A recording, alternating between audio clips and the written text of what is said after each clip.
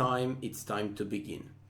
Once again, I'd like to welcome, first of all, chessbrah viewers and chessbrah fans, and also chess.com, who is going to embed this chessbrah lecture and TV show. Once again, I'd like to congratulate team members of chessbrah, Aman Hamilton, for getting his second GM norm in a really fantastic appearance in the Reykjavik Open. Also to Michael Kleinman for winning his IM norm, and you guys made us proud, and just carry on playing and crushing everyone just like that. Anyways, tonight I'm just going to teach you how to break the PIRC defense playing the Austrian attack. I've been thinking a lot which variation should I choose for you.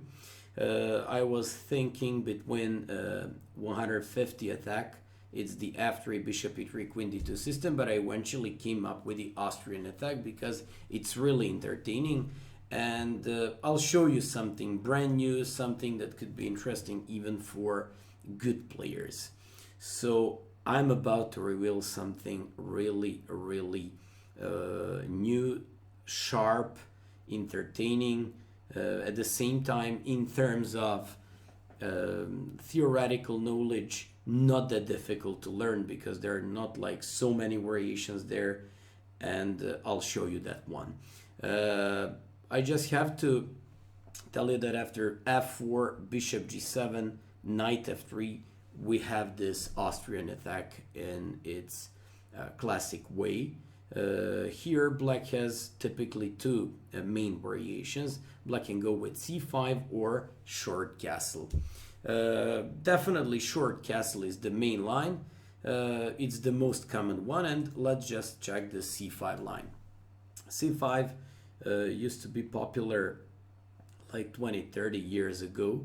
It used to be played by some older classic GMs, and the idea behind c5 is once you take on c5, they go queen a5, exerting pressure on the knight on c3, pinning this knight and the king on e1, and threatening knight takes e4. So if you ever wondered, could you take on d6 here? Of course you can, because after queen a5, black just has like a big number of tricks coped with the knight takes e4. So after queen a5, for all these years, one of the most popular and almost only move was considered to be bishop to d3. Then I spoke to Robin van Kempen. I also checked a couple of his games there, also Eric Hansen, and they played and went for some very unusual queen d4. I already gave a chance to this move a couple of times, and my experience looks really fine. After queen d4, first of all you stop knight takes e4, which was initially black's idea there, since the bishop on g7 is pinned, and they just have to go with the castles. One of my students had a game here. He captured on d6, and basically capturing on d6 is very bad, because after knight takes e4, for example, if you capture he takes d6, knight takes e4, this bishop is open, knight on c3 is hanging, and there is like very nice tactical trick by black, so please don't fall for that one.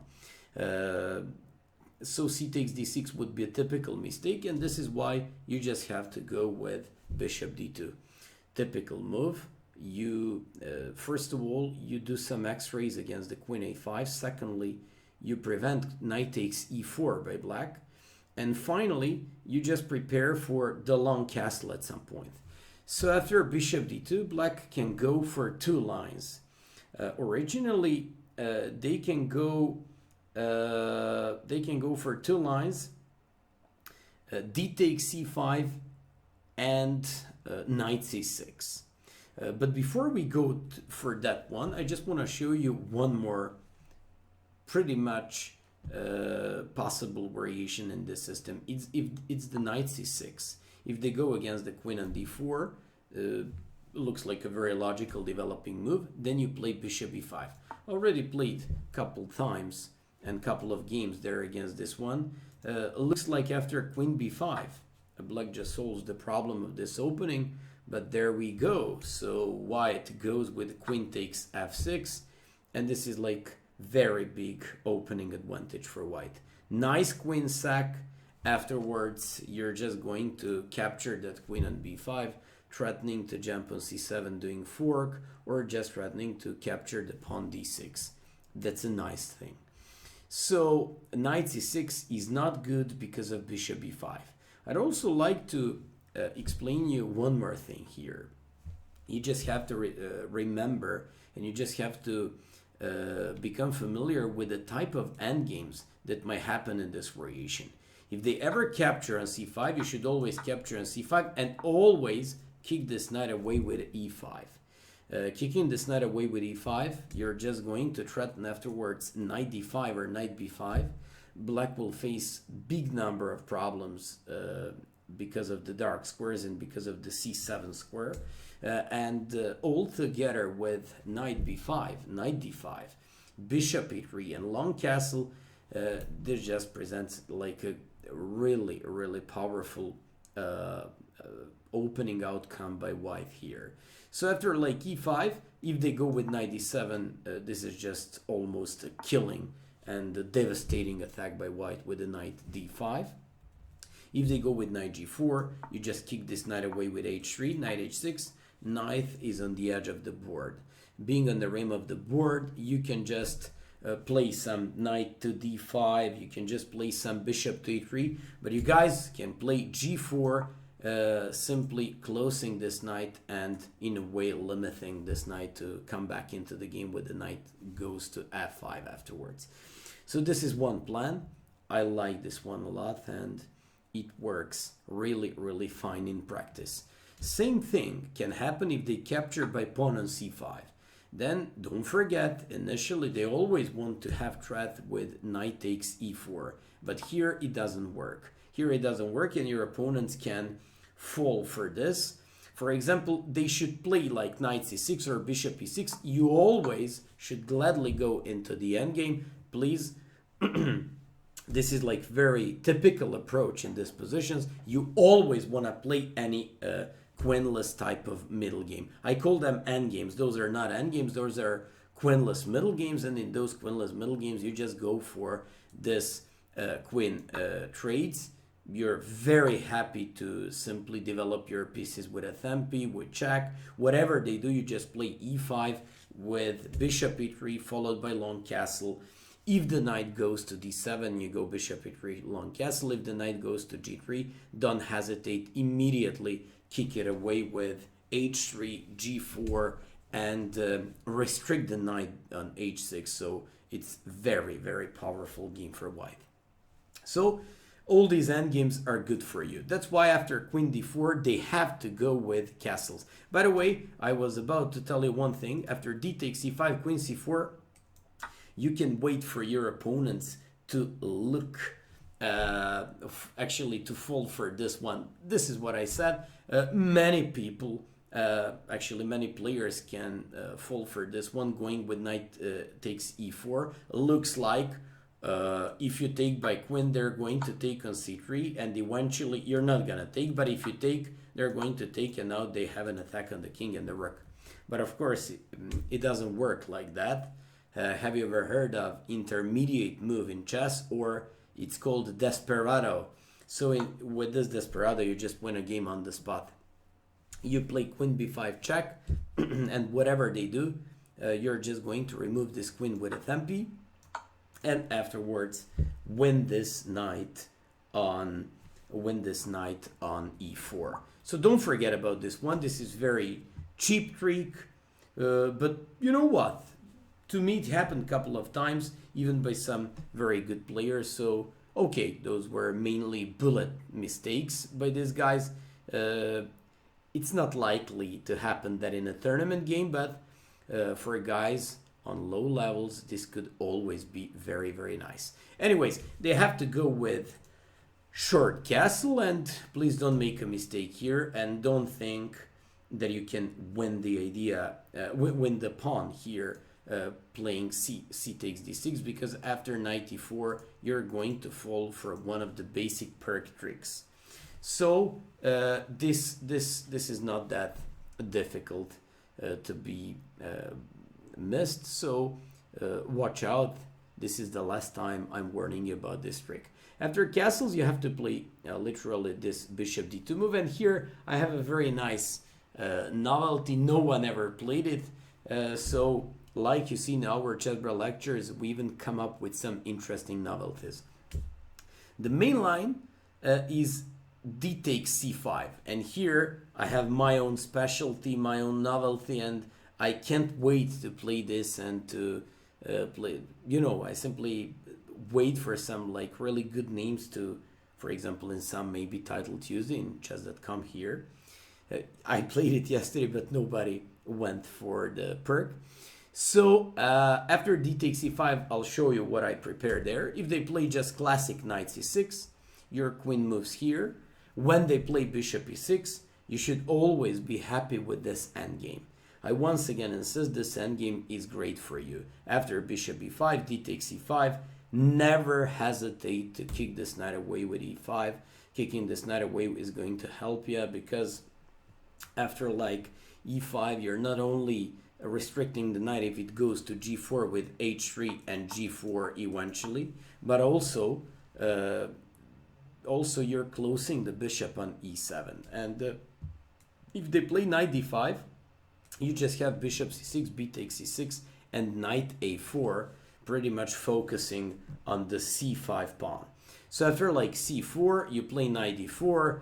You know what? These are terrible pawns. This is closed bishop. I'm just chasing this one away. And after like knight c5, bishop c8, don't tell me that you wouldn't like to play this Austrian attack with white pieces. But let me just show you my novelty, because it's a little bit bizarre variation here. So we just check the variation if they play knight c6 and you play queen c4. But the real question is, what should you play against this d takes c5 variation? Because apparently you can't play queen a4 to trade off the queens, because they're going to take it on a4 and to take eventually pawn on e4. But here you go with my novelty, and I really enjoyed this one a lot. It's the queen g1. In a way, this is an extraordinary move and kind of spectacular here. Why just wants to... You're probably wondering, what is this queen doing on g1? It looks really weird. If you play this against somebody, I believe the guy would first laugh and then make a move. But let me actually explain. The idea behind queen g1 is very, very dangerous. So I wish I could launch the attack with h4 and h5. I can't, because at the moment there's knight on f6. You just have to remember, in all similar type of games, when the knight stands on f6, make sure to kick it away with e5,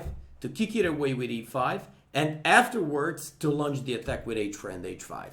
Or let me just put it this way. Whenever you make sure that there is no knight on f6, you have that in Grunfeld, in Dragon, in all these King's Indian, in all these g6 openings, then you can just go with h4 and h5 system. So you're probably still wondering, what is this queen on g1 doing? Well, guys, if you play h5 followed by queen h2, all of a sudden you're going to have these heavy pieces lined up along the h file, and mating threats are really, really serious on the king side and along the h file. Yeah, this queen g1 is really nice, and this queen g1 I believe is going to win so many games in the future for all of you. Okay, that would be all about this variation with c5. Just like I said many decades ago, this variation has been the most popular. It's not anymore nowadays, including a couple of my good friends, including a couple of chessbrah fans. You guys all more or less go for a short castle. After a short castle, I would never hesitate.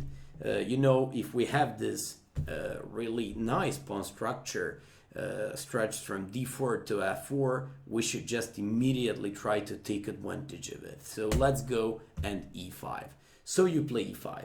You're probably wondering what the point of e5 is. Well, kick the knight away from the king's side and give yourself possibility to attack. I was also having some, let's just say, more like debates, and I was actually wondering, should I teach you after e5, knight f to d7, one of the lines that I like to play in bullet and blitz games, it's the h4, but objectively speaking, what I opted for is way more popular, way more dangerous, and it's proven to be extremely good and surprising even on some top levels. I'll also show you some of the top world guys who play this move.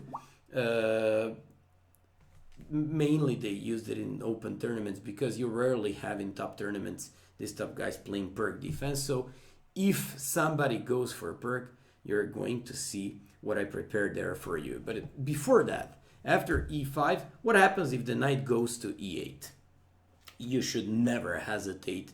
There is no more knight on f6, which gives you a possibility to play h4 followed by h5. You know what? If they play bishop g4, because usually when I play all these games, I get this bishop g4 after every single h4 that I do. Once again, I have to repeat. If you want to play h4, if you want to kick it off, you definitely have to make sure to play e5 before that, to remove the knight from the king's side, or simply not to remove the defender around the king, and then to go with h4 and h5. After like bishop h4 and bishop g4, for some reason, they all think they just stopped our attack, but it's not gonna work that way. Then you go with h5. Now let me just teach you, because I highly use this in all my blitz games. If they capture by bishop, then you of course sacrifice this rook. I say of course, maybe to many of you is not going to look like that obvious, but first of all, you're breaking the pawn structure. Second thing, you're weakening the king on g8, and finally, after ideas with knight g5, bishop d3, or queen d3, white just has a devastating attack there. After like g takes h5, bishop to d3. I've been analyzing here a couple of possibilities for white, including bishop d3, including queen d3, and knight g5. My conclusion is bishop goes to d3. Bishop goes to d3 is a killing idea. Not while ago, I had a game where my opponent realized that after bishop d3, I was obviously threatening to play knight g5. So after like bishop d3, they should just go with some h6 to looks like obvious, apparently stop this very classic knight g5 idea. But after h6, believe it or not, we go with knight g5 anyways. Exactly the same game I had here in chess.com against somebody. After like h takes g5, queen h5, threatening checkmate. Now e5 is paying off, and it's just great being there because it stops knight of coming to f6 and defending h7. And if they play f5, you just have this very nasty bishop c4 move, checkmating the king, or they just have to give up the queen. It's a very nice trick, and I enjoy this one very much. So after like bishop d3, they have to play queen d7. You know what? You already sacrificed a pawn. You already sacrificed an exchange. I mean, rook for the bishop. If they manage to somehow defend themselves, for example, if they manage to play queen g4 here, you're dead. So you have to be very accurate. And here, this is the last moment to go with the knight g5. Otherwise, a black is going to go with queen g4 and the attack is impossible. So after like bishop d3, queen d7. if they play knight c6, just a logical developing move, you go bishop takes h7, knight g5, king h6, and you go with this one. Why this one? First of all, I maintain this knight here. I want to play f5 afterwards, and you know what? I'm just getting ready to eventually take this pawn and take advantage of weak king on h6. This is why after like rook h5, g takes h5, bishop d3, if they go with queen d7, knight g5, if they offer this queen trade, it's not the end of the world. Then you just have to go with knight h7. Apparently this rook on f8 is gonna fall down.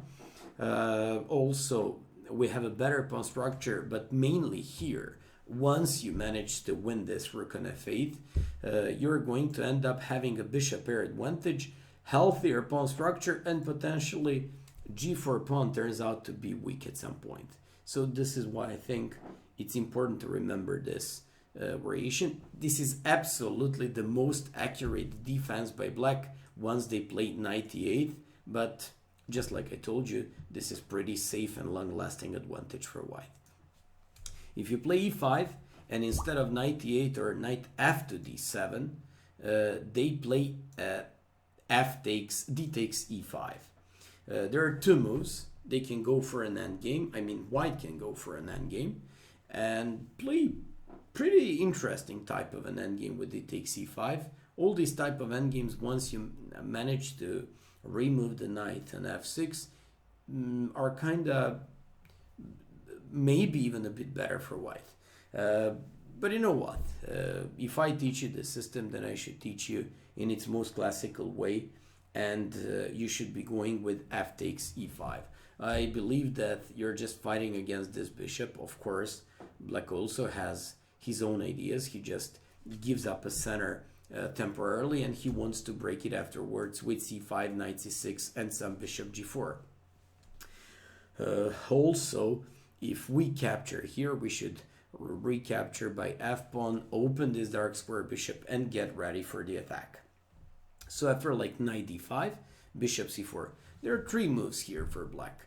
Today I had a lesson with one of my students, and he proposed this knight takes c3. We were just discussing about some variations. He proposed some knight takes c3 variation, and I just have to say this one is not bad at all.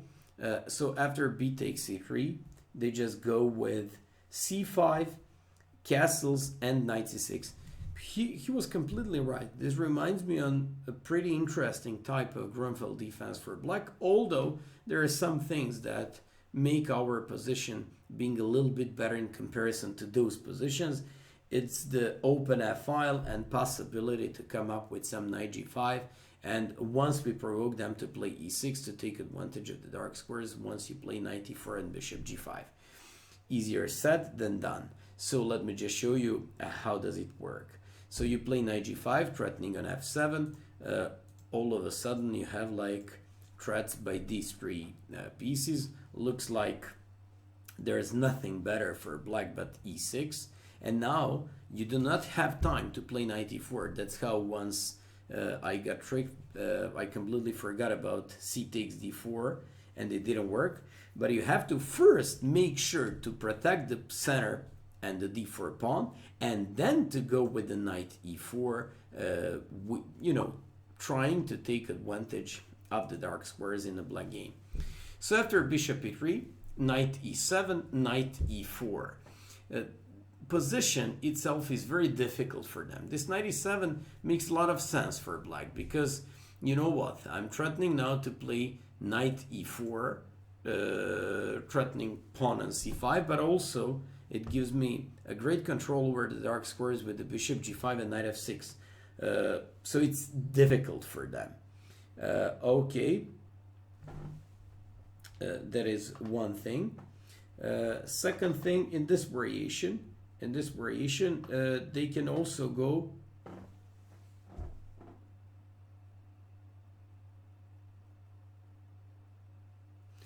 okay. So After knight e7, knight e4. Knight e4 threatening c5, d6, f6, g5, and h6. When I say threatening, I actually mean you just want to take control of these squares, and this really looks better for us. After knight f5, which seems to be the most logical here, you just play bishop g5, queen c7, and go with a nice move here. They threaten c takes d4 to take this bishop, but you have this knight move. You have this nice move. So you overprotect the d4, you control the bishop on c4, and once you manage to jump with this knight on f6 and to recapture by bishop, you can even consider some rook takes f5, queen h3, queen h6, and checkmates on the dark squares, and using this typical attacking ideas. So this looks pretty nice. Anyways, after knight e7, knight e4, if they capture, you capture, knight f5, you just play queen d2. This is a difficult variation. It's not easy to come up with this during the game. In order to learn this one, you just have to remember the specific variation and the specific analysis, and you really have to be very precise. Okay, that would be all about this line. This line is interesting, and just like you see, knight c3, white is a bit better, but it's not such a big advantage. After bishop c4, they also have a possibility to go with knight b6. Whoever goes with knight b6, I think it gives us a pretty pleasant type of advantage. So after bishop b3, knight c6, they just want to play bishop g4 and take control of the d4 pawn. So if they go for this, you have one very special move here that always guarantees a great game for you.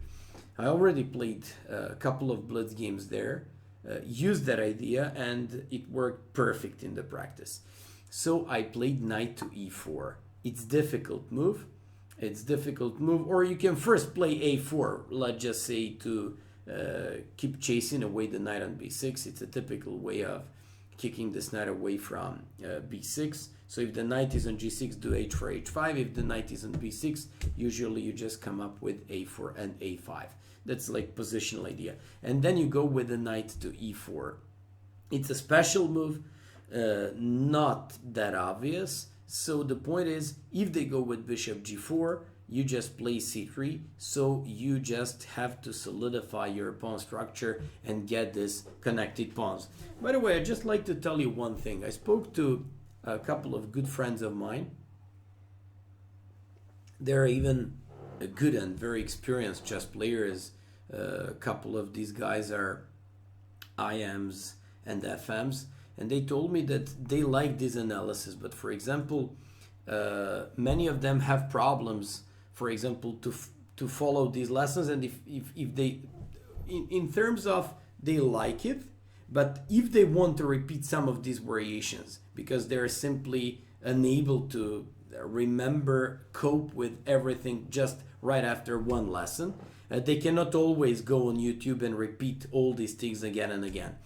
So you know what? I'm considering very seriously to start making these PGN files, and whoever is interested and whoever wants and just watch these lessons, I can upload these things to him or just to send you. So this could be a good idea, and for all of you it can be very entertaining because you'd be able to have the analysis. Maybe to all of you it is just going to be like your first opening file. You can also make some improvements, discuss with me about some of these variations, so that would be good.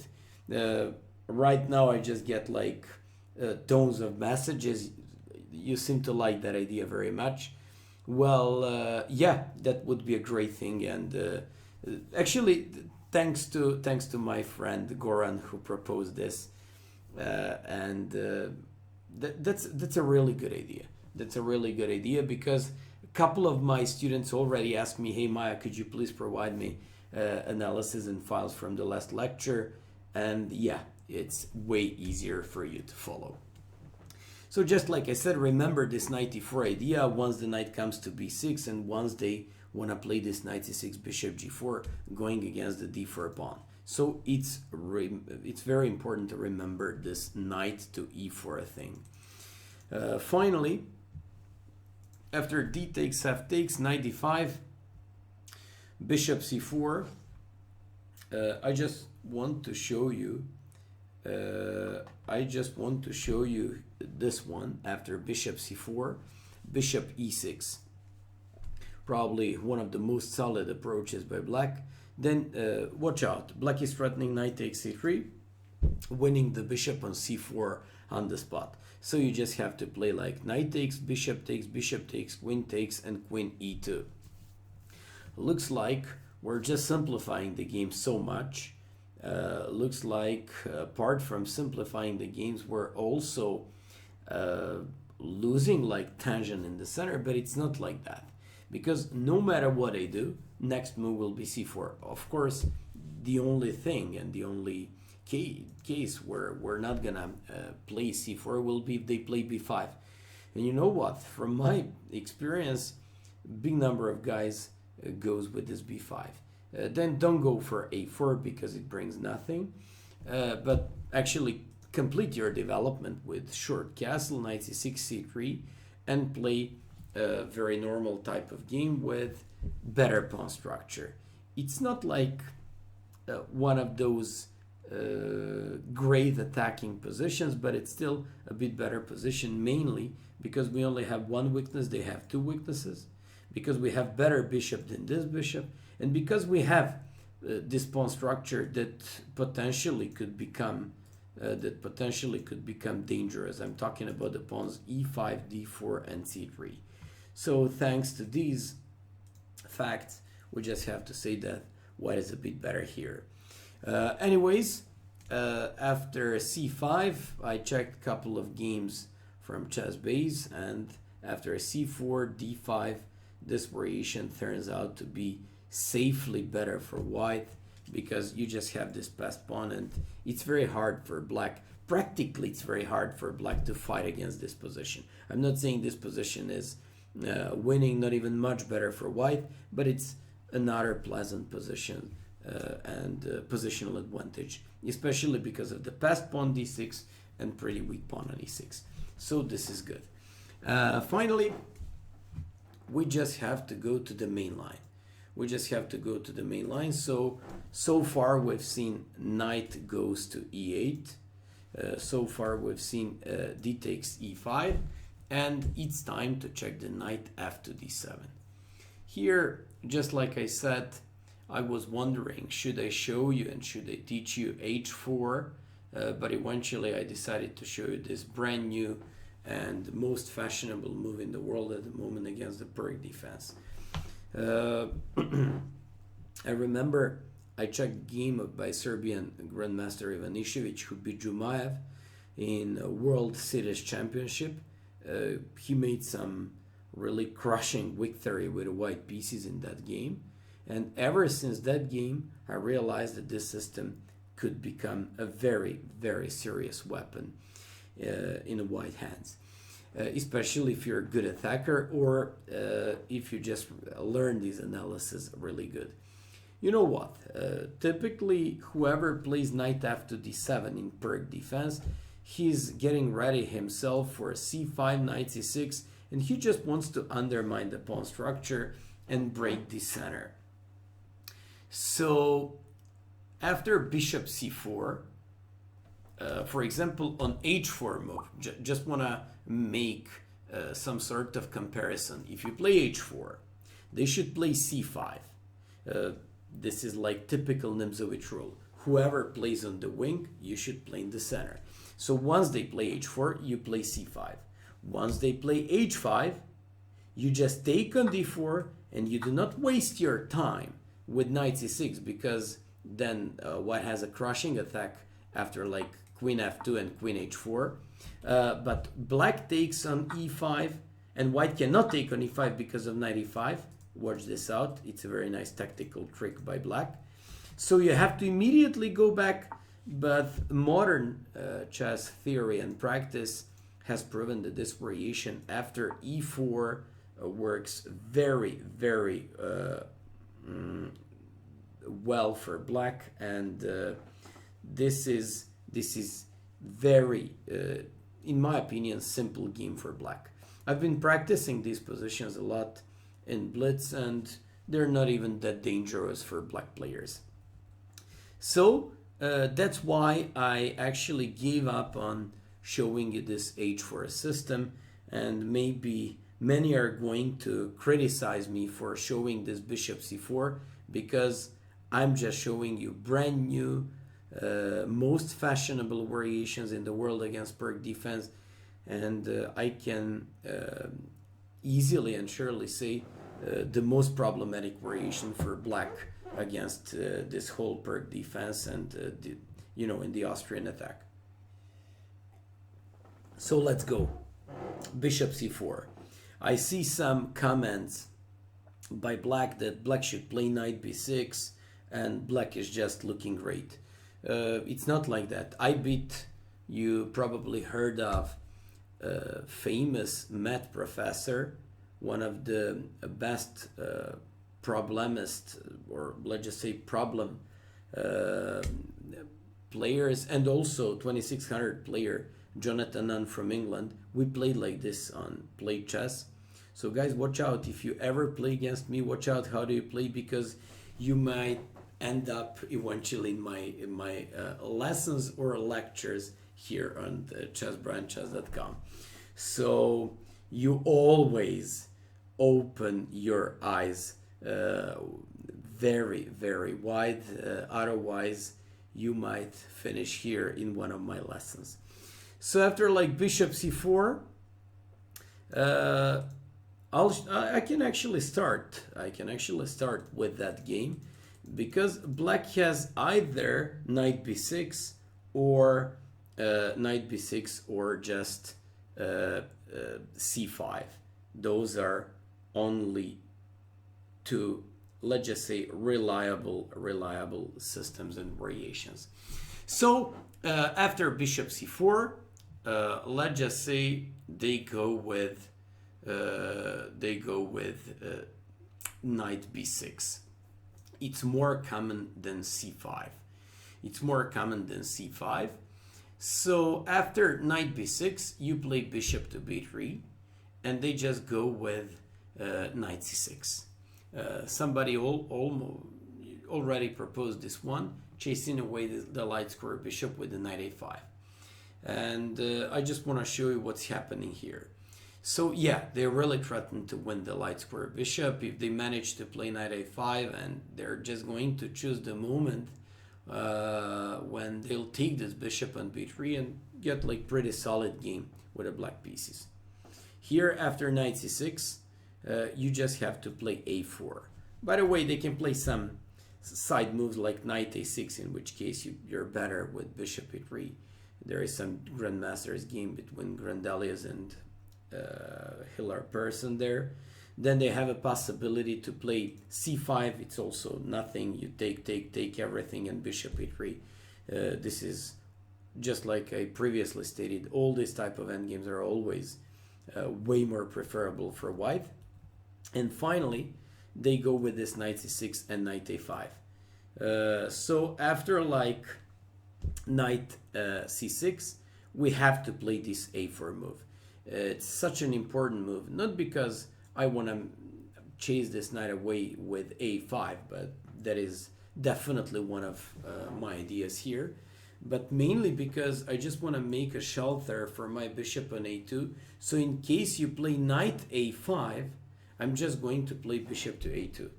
And you know what? I was searching for some games here. And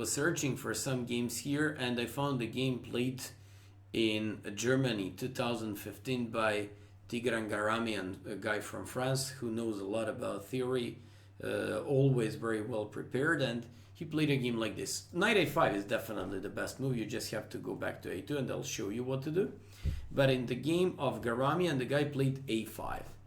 And he came up with very interesting line. Knight to e4 is always interesting, because you just want to connect your pawn structure with c3, b2. You know, these pawns being stretched from b2 literally to h2 are, you know, and this whole pawn structure really looks compact and strong for white. But after like knight to e4, bishop f5, you can play knight g3, chasing this bishop away, and once you solidify your pawn structure and protect it like this, you're great. Anyways, let me just show you that game of Garamian. He played h3 to stop the bishop g4, and after knight b4, same idea Jonathan Nunn did against me. He actually played knight b4 to play c6 and to install his knight on d5. But after like king f2, I like this move a lot. Looks very interesting. It's not that unusual, but actually wait a sec. They made a mistake. Sorry, castles. It's my fault. They made a mistake.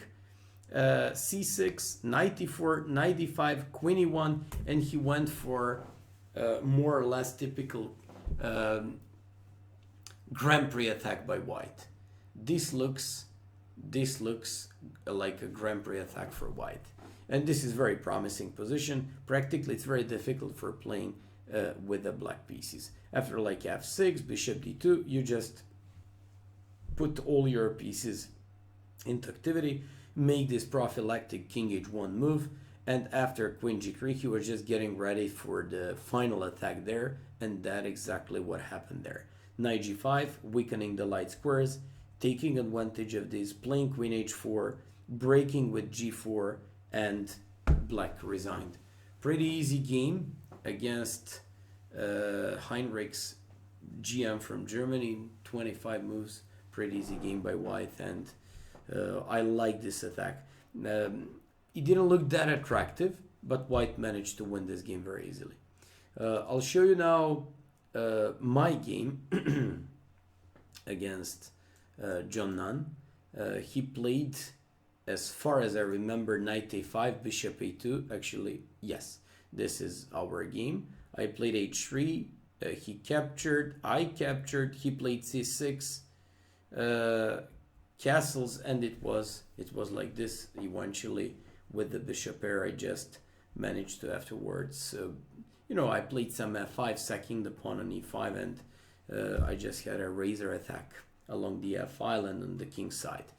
So that was fairly easy opening by myself, and fairly easy game. Even though knight b6 is the most common idea and probably most solid for black, most of PIRC players, they go with c5. And this is just introduction into a world of chess beauty, so you're going to like this lecture from now on. After they try to break the pawn chain with c5, and this really looks almost devastating for our center, because we only control the center with 3 pieces, while they have an attack with bishop on g7, knight on d7, knight will come to c6, and they just have this nice d6 and c5 pawns. Okay, so look at this one. After like c5, the line goes with e6. Black has to play knight b6, and he actually pretty much relies on the fact that after e takes f7, king h8, you have to move your bishop, and eventually they're just going to break the center, be very fast with c takes d4, with rook takes f7, and this really looks potentially very dangerous for white, because looks like our pawn chain, our center is gonna easily fall apart. But just like I said, looks like. By the way, if they play f takes e6, bishop takes e6, king h8, you just play d5. This important move simply paralyzes black game. Knight c6 is impossible, and whatever they do, like knight f6, you just play knight g5. If they play knight a6, you just go in the most typical fashion here. Let's go, guys. H4 and H5 with, once again, great attack along the H file. This is why black has to play knight b6. And just like I said, this is a great introduction into one of the most entertaining variations lately. So e takes f7, king h8, and looks like our bishop has to move somewhere. The only question is, where should we move this bishop? And the real point, and the real really great thing behind this variation is h4. This is a revolutionary idea here by white. I like it so much. After I checked that game between Ivanisevic and Jumaev, I found many more games by GMs who use this piece sack with the h4. But this is a really great piece sack. So they just have to take it. But I even experienced a couple of games where they, even though I give up this bishop on c4, they don't want to take it and they play bishop g4. It is not going to save their position, because guess what? We play h5. Once they play bishop takes h5, you should never hesitate. g4, bishop g4, rook takes h7, knight g5, queen takes g4, and who's gonna stop the checkmate next move? If they play bishop h6, this one, this, check, and they're just falling apart. The mate is coming. So this is one line. Whoever plays h5 and plays g takes h5 looks like he just managed to defend his position. Then your bishop on c4 is anyways under the attack, so you just put it back.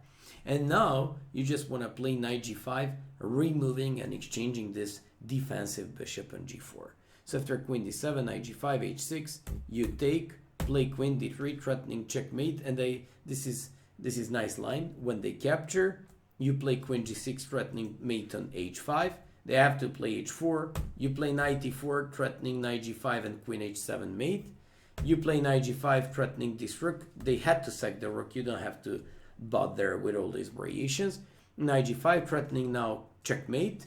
And when they go with queen g3 check, you just play king f1. King is absolutely safe. They cannot do anything against this, and white is just completely winning.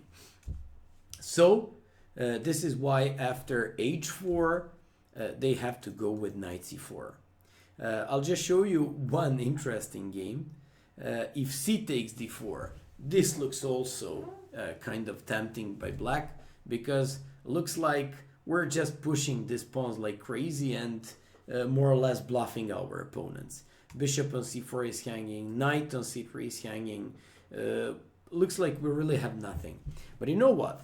Consider this pawn on f7 being a very strong piece. Why? Because you can play h5 here. So if they take your bishop, you take on g6, and you always have this important mate in one. Rook takes h7. Everything thanks to this pawn on f7. If they take on c3, that doesn't change much in this position. You take on g5. You take on g5, you g6, and you're just winning. They can play some h6, but then you play f5 and open up this king and coming up with the checkmates. So this is why after h5 they play g5. I had a very interesting blitz game here. You know what? Maybe you're going to wonder how many games, blitz games I've played so far, and why do I always bring up stories about the blitz games.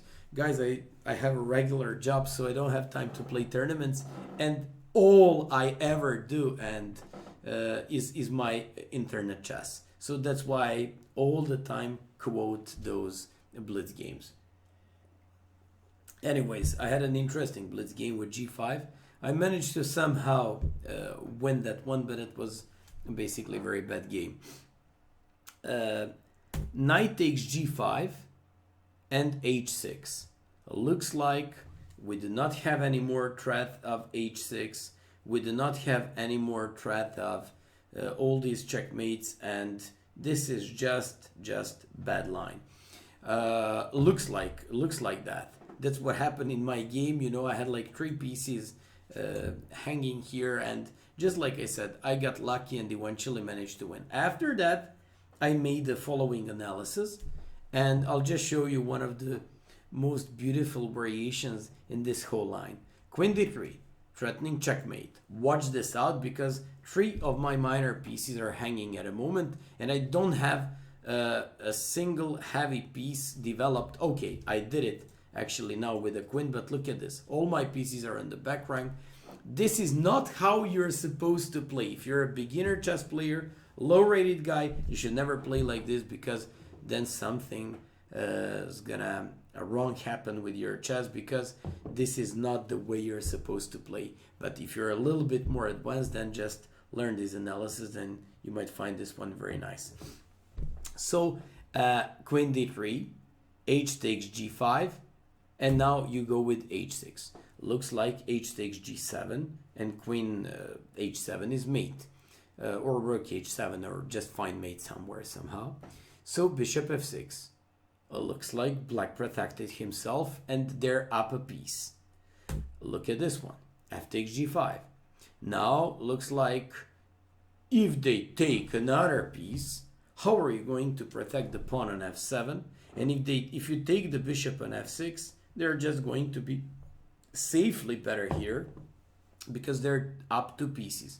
Now you play this move, g6. This is really nice analysis. For example, I'm ready to use this against any GM. I don't care. And by the way, just like I told you in a couple of previous lectures, don't worry, all these variations are just checked with the best engines. So now I'm threatening g7. You're not gonna see many positions like this in your chess career, and not even have many analyses like this. So g6, threatening g7. After like rook takes f7, this is not the end of, let's just say, comedy of this variation. You now play g7. And when they play king g8, you now play queen g6, threatening mate in 1 with h7. So after like bishop g7, you take here, they take, and queen h5. Queen h5. So we're now threatening queen to h8. So we're just threatening to win this queen. After queen d7, queen h8, king f7, castles, king e6, check, king e5, queen f4, this one, and this, the whole line is forced. The whole analysis is more or less forced. So you're just going to be able to check this at home, and I hope you're gonna have a lot of fun with the analysis of that variation. It's a really great line and works perfectly well in practice. That's why in all these Grandmaster games, black played knight c4. Looks like our minor pieces are chaotically placed all over the board. We just don't care about like development, and this really looks bad for white at first glance. You play h5. You know what? We now threaten to take on g6 and to come up with rook h7 checkmate. If they play, they have to play bishop f5. And once again, looks like they're going to successfully defend this position. And usually it works so, because this bishop is just a good defender. But after g takes h5, you have knight g5, threatening on h5. There is a very nice line. If they think that they could stop this, queen h5, then you just sack the queen and come up with this checkmate. It's a very typical mating pattern in these positions. Once again, I'll repeat, everything thanks to this pawn on f7. So when they play like bishop f5, you play queen h5. At the moment, we're threatening once again queen sack with queen takes h7. So they have to go with h6. You play g4. All these analyses are completely crazy and very concrete. And when they play queen d7, on the top of all that, you play absolutely spectacular knight d5. Why knight d5? Because in some positions that king could simply run away with some king g7, king f6. So this knight d5 saves the day for white. If they play bishop g4, sorry, but it's too late. I'm threatening checkmate, and if you go back with either queen or bishop, then I'm having this checkmate. If you go with, instead of bishop g4, if you go with like bishop h7, then I just play f5, and you can't stop knight takes h7, queen g6, followed by rook h6 checkmate. And if they go with knight d5, knight c6, then you just go with g takes f5, queen f5, and I'll show you something that makes this analysis really special. You play knight c7, and when they play knight d4, believe it or not, you play knight to e8. Many people will find this analysis crazy, but feel free to put this on the put this on the board or put in the engine. You'll just realize that all these variations are completely crazy, but eventually turn out to be fantastic for white. I really like this one, knight e8, because you want to remove this bishop and remove defender of the h6 pawn. So after h5, I just want to show you the game between one French grandmaster and a French FIDE master. The guy took on f7. So on knight takes c4, h5, this guy didn't take on h5 because of knight g5, the variation that we've just analyzed. If they go with rook takes f7, that's exactly what happened in that game of GM and another guy. Rook, knight g5, h6, knight f7, and eventually he managed to win this game, coming up with all these crazy stuff. Looks like black is in the driver's seat here, but actually it's the opposite. After like queen g6 threatens mate in one, rook takes h6. This is common idea in these positions.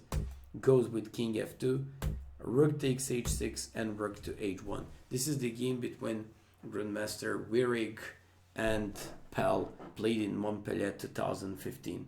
A great game, and white played in the spirit of this opening. This is why I like it so much. Finally, if you play h5 and they go with bishop f5, you just take on g6. They have to take by bishop, and the key move here is once again f5. It's not about sacking the pawn, it's about opening up diagonal for this bishop. No, you don't want to play to h6 with that bishop, but you just need this bishop afterwards in order to come up with the attack, to support some checks, or maybe knight on g5 and some other pieces. If they play a bishop takes f7, you have a forced win, knight g5. They can't play this one because you have a forced win, bishop, rook h7 and queen h5, and don't forget it's always a checkmate. Okay, so if they go with king g8, then you go with queen g4, threatening, for example, some knight f7, knight h7, rook h7, knight. Okay, concretely speaking, rook h7 is a threat here. So after like e6, rook h7, e takes f5, check, double check, and now you see the point of having this bishop. That is exactly the point, but once again, you won't be able to come up with all these things on your own during the games unless you learn this analysis. And just because you will have a lot of troubles to reopen this video on YouTube afterwards, because this is going to be published on YouTube in like 2 days, maybe I'm going to start making the PGN files and sending to all of you who are interested in these ones. So after like king e6, d5, making this desperado move and taking eventually on d8 with check. This is just winning for white, and this is really, really nice. Finally, if they go with bishop f5, you go knight g5. What's the point? If they play something, I just want to show you the idea. Once again, bishop h7, queen h7, rook h7, bishop h7, and queen h5 wins on the spot for white. So that's why in this position they have to play queen d7. I had a game in blitz h6, then you just come up with rook h6, queen h5, and my opponent immediately resigned because after king g7 you have knight e6, bishop e6, this, and checkmate. All these variations end in mates. That's what I like a lot, and that's what I find really entertaining about this system. And don't forget, I've seen many GMs played like this and they had so many problems there. So after like it's pretty hot in here, so please, I have to take it off. Don't worry, I'm not gonna strip myself. So after like knight g5, queen d7, this is the game Ivan Ishevich and Jumaev, and here Ivan Ishevich was supposed to play d5. But just before that, I just want to show you the game played by previously mentioned, in the last week mentioned, Chinese Grandmaster Lu Xianglei, who his opponent took on d4. And this Lu Xianglei guy played rook h7, queen h5, check, check, and he came up with this very nice checkmate in the center of the board. So this is why after knight g5 they have to play queen d7. Why? Because if you now sack your rook on h7, they will take by bishop, and once you play, for example, this is the line, and if you play like this, they're going to have a great defender and black is winning. So after like queen d7, you play d5. What's so strong about d5? Well, at some point you would love to play knight to e6. You would love to play knight to e6, getting a great position there. So after like knight d5, they can play so many moves once again. h6 is losing because of rook h6, queen here, and now you see the point. When they play bishop h7, queen h6, queen f5, you have this checkmate. Then they can also go with the line with knight a6, where you play like knight takes h7, rook h7, queen h5, and this checkmate. And just take a look at the pawn on f7. All the time we're coming up with all these mating patterns and with all these mating pictures because of this nice pawn on f7 and because of this monster bishop on c1. Practically, the only move for black is rook takes f7 in this position. That's the only move, but it still gives white much better game. So after knight takes f7, king g8, knight h6, because you have to save this knight. They're not supposed to give up the dark square bishop because their position around the king is really terrible. And after king h8, you just play queen to e2. All in all, this variation looks great for white. At the moment, you're just up in exchange. After all these crazy sacrifices, you're up in exchange, and white is just better. So what are you doing? You're threatening the knight on c4. You're threatening this bishop at some point, pawn on e7. You would love to move your bishop, dark square bishop, somewhere and make the long castle.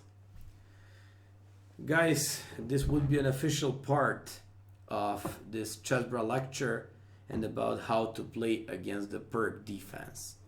So in tonight's lecture, we had a chance to see the presentation of the Austrian attack and the brand new bishop c4 move.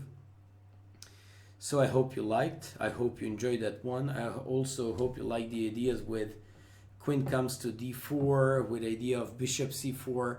We just made a slight comparison with well-known and pretty popular h4 variation by white and this bishop c4, which became brand new for white. But I think if you just learn this one properly, you will have a lot of good results and experiences with this variation for white pieces. That would be all about this official part of the lecture. And now you know what? For example, big number of viewers on YouTube asked me, can we see the part, for example, where you play games in specific opening? If you like, you can play against me 3-minute games, and we always and only have to play perk defense all the time. There is only going to be one big problem of yours, because I'm going to be white and you have to be black. Or we can have even more fun. I can also be black in these positions and just try to defend myself, but that is going to be very difficult. Of course, if you like to play these games to make this part of lecture and more entertaining for viewers, if you like, we can just go and play 3-minute games, because all these games and whole this lecture will be replayed and put afterwards on YouTube in like 2 days under the chessbrah, the butcher part. So we should just go there, but before that, since we're done with this official part, I have a well-known perk guy, so we're going to play some games against him. It's Eric Kurtz from United States, AK Mannered Monkey, so that is going to be a real challenge. That guy really enjoys. During this lecture, I've seen some commentary by Eric, who's a good friend of mine, but he was talking some trash about those lines with the bishop c4, like he's going to beat me up with knight b6 and knight a5. So now you'll have to prove your words. But before that, I need to take something to drink, because this official part of the lecture is finished and we go with the second one. So let's go. Just give me a sec, please.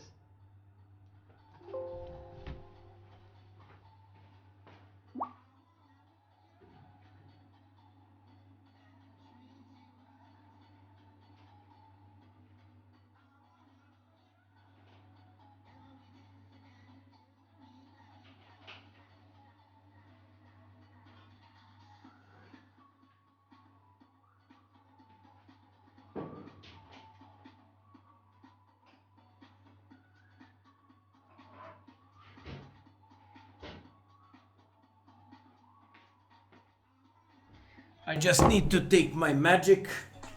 So maybe you're going to put your hopes in, speaking of variations and everything else, you can even use the engines. I don't care. I'm just going to take my favorite drink and that's it. So let's go.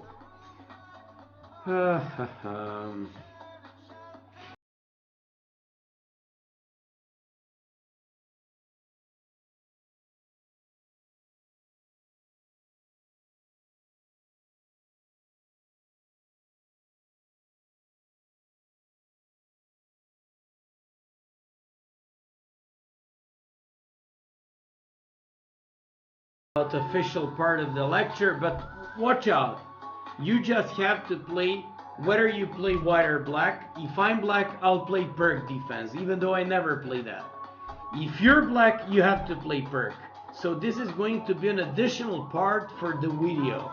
People like to watch like practical games and to see how does it work in practice. You can play any variation in perk. Of course, speaking of these variations, we have to start every game with this position. You want to play castles, you want to play c5, you want to play c6, I don't care, but just make sure to have like first 5 moves with this one. So e4 d6, d4 knight f6, knight c3 g6, f4 bishop g7, and knight to f3. So these 5 moves are mandatory. You simply have to play these ones. And by the way, I'm just going to sip in my whiskey slowly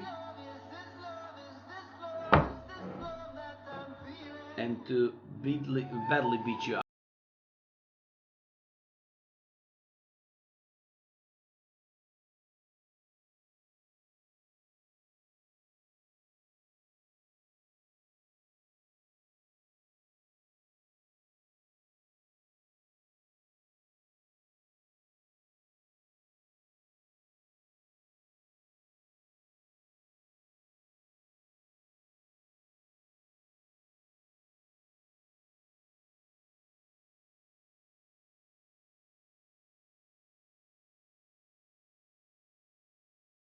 He was crashing this variation. Yeah, bishop a2, and we spoke. Bishop f5. Okay, I'll make the short castle.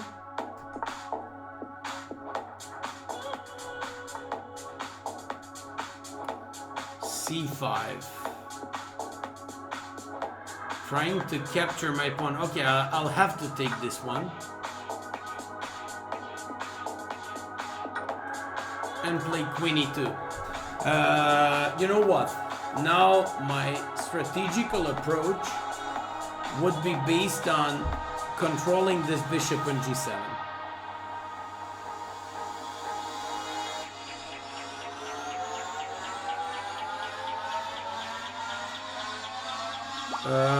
Wait a sec. Aha, okay, you can see the times. Thank you, thank you, thank you. I hope now everything is okay.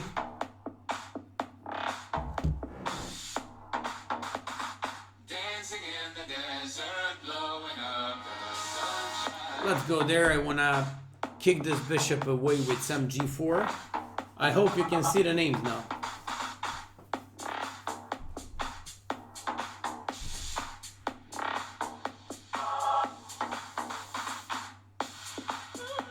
I want to play now. Okay, that actually gives me a great chance to chase this bishop away. Chase this knight away.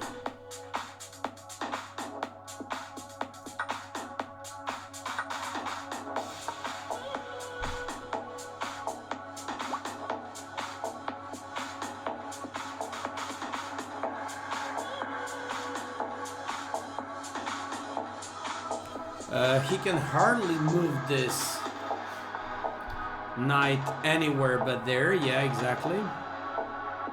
Now I can play a6 to break his pawn structure. I can play g4 even.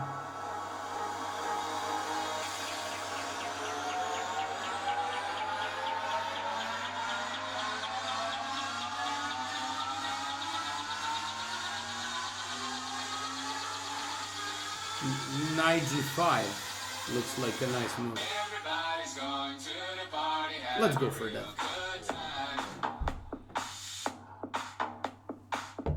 I'm just going against...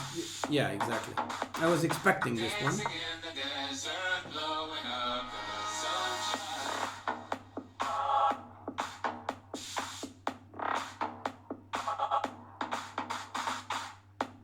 What I didn't expect is that he's going to sack the pawn.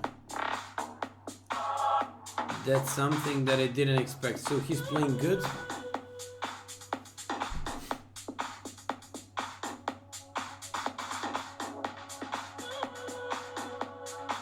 Well, I'm not satisfied the way I play this one.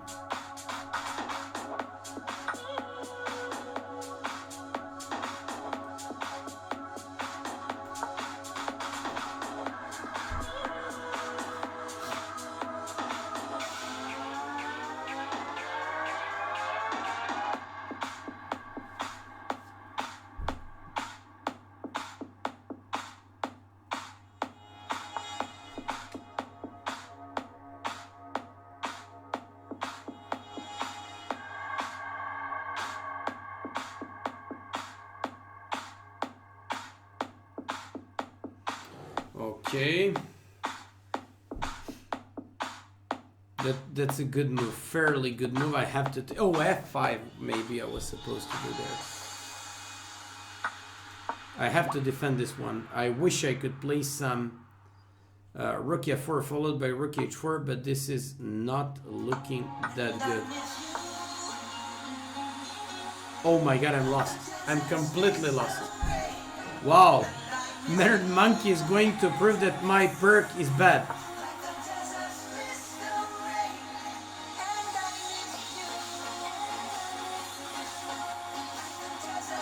I have to be extremely tricky and fast now in order to win this one, but it didn't work well. Objectively speaking, this was very bad game by myself. Oh, I even blundered this piece. Oh. Woo. Oh, how could I play that move? Wow, this was so bad. Man, congratulations, you crushed me. You crushed me. Woo, that was so bad. Actually, this is going to be a great addition. I'm going to resign. This is going to be a great addition. Man, fantastic. Fantastic. Okay. So now you'll have to be white. Ah, the classic. Okay. Well, congratulations. You fully deserve this one. That was so nice. That was so nice. Just give me a sec because this perk guy crushed me so bad.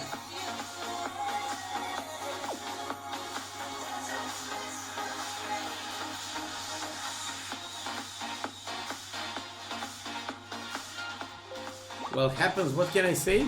Let me just see who's next. Ooh, so many people in the line. Just a moment, please. So you just have to play this opening. Don't forget it. Desert Storm Carl. Wow, I got badly smashed the previous game. Congratulations again. That was so nice. So we have to play perk. We have to play perk and you have to play this line.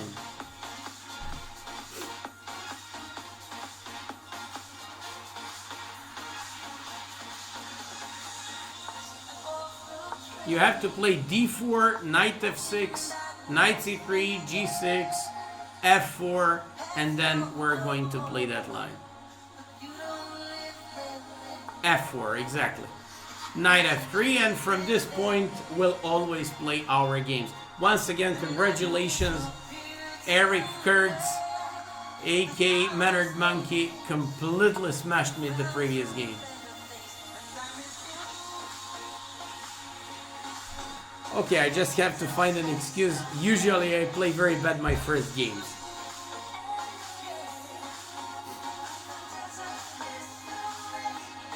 Aha, you opted for the line with c5, d5. Okay.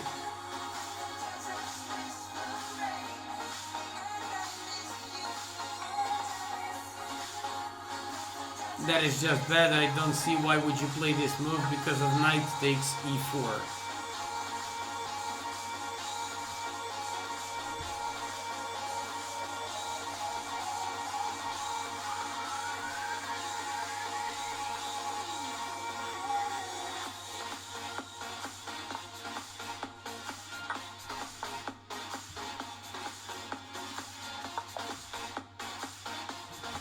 Okay, thank you for the game, master.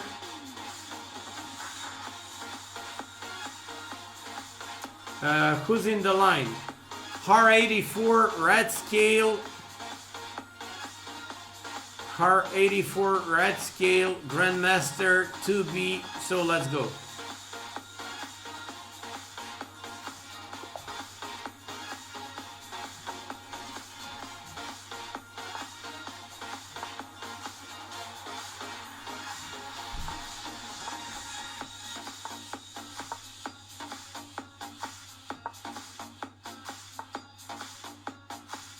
Against c6, I didn't show you that during the lecture. You should play bishop d3, followed by short castle and so on.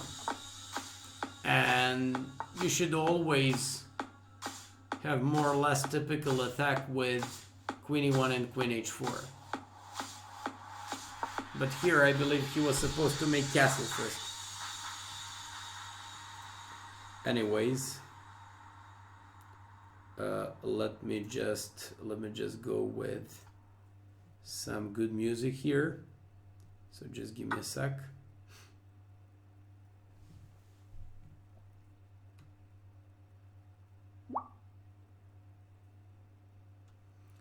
Just a moment, please. I just have to find something good. Otherwise, you're gonna carry on killing me so bad.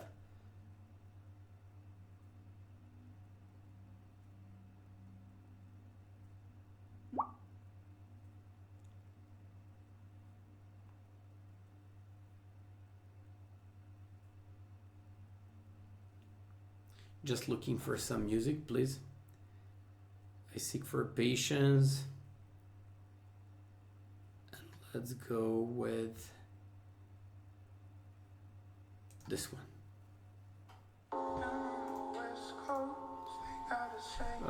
Okay. Mannered Monkey is no joke in perk. I absolutely agree.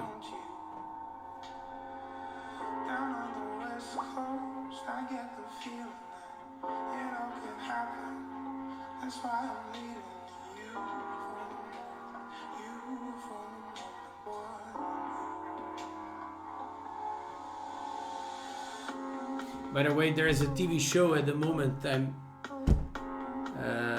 just watching something and they're just playing some chess. So, knight g4. What are you going to do in case of this one?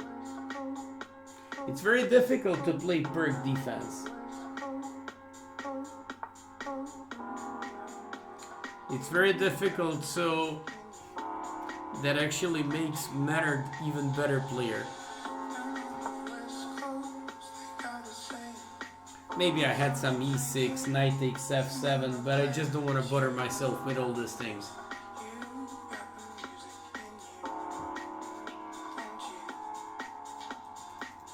So just to tell you who's next. Grandmaster to be Smoky 890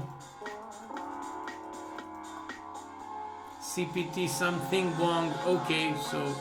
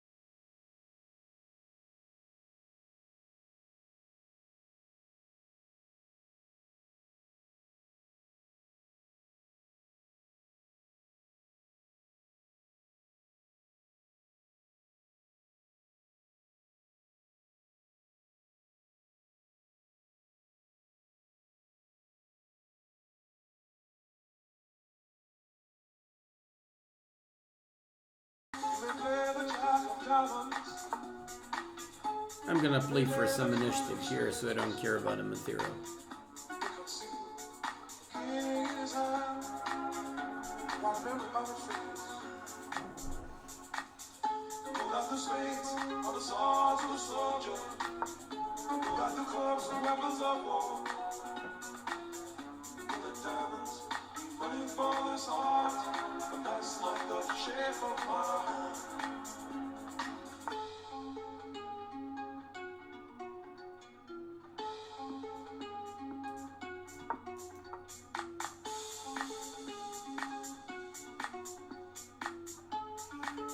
Dark AC chess, you have to play e4, d6, d4, knight f6, knight c3, g6, f4, whether you're black or white.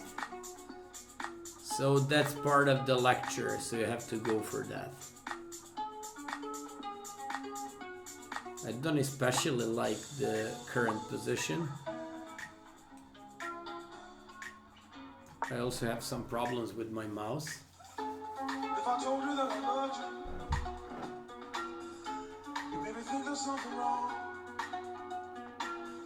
because this is an additional part of the chessbrah lecture, so we just have to go for this one.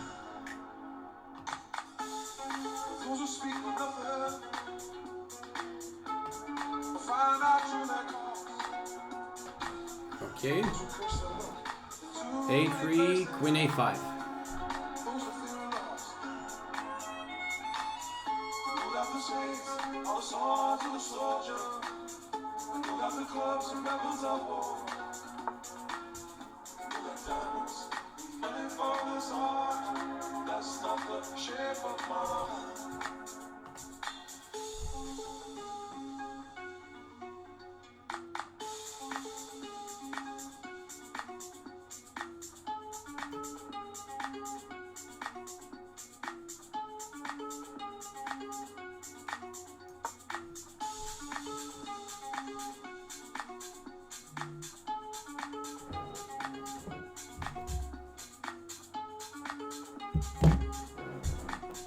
By the way, after this game, I'll just let you know who are the guys next to play against me.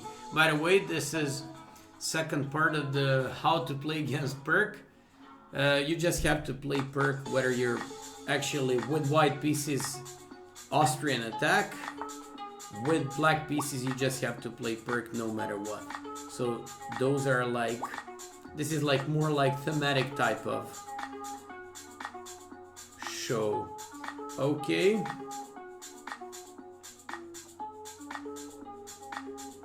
Can I go with A6? Let's go with A6. I guess rook B8.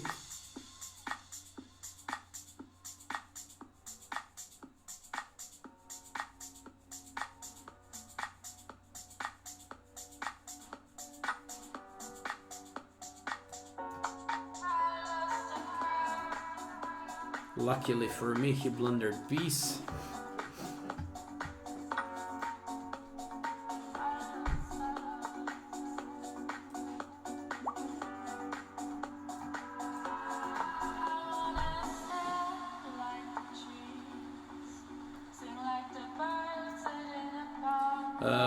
Looks like everyone tonight play way better and way above their skills, because for example, the guy previously was only 1300. He played like really nice game.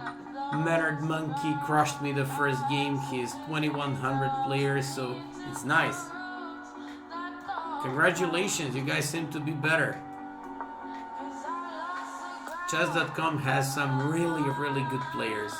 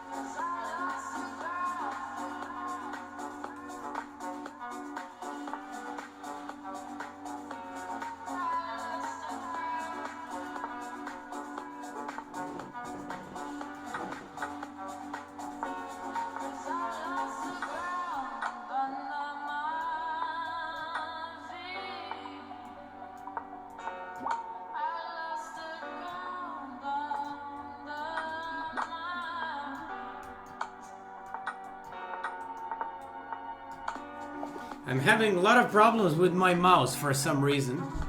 I don't know,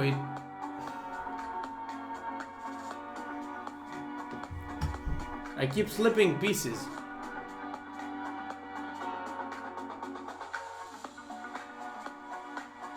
Okay, thank you for the game and congratulations, that was very tough, you almost won the game. Next one is Smoky 890. Oops, just a moment. So let me just tell you. Smoky 890, Kashi 42, Michael 5353, ICC Super GM Bobby F. And that's the order. So let's go one by one. You have to play perk, whether you're white or black.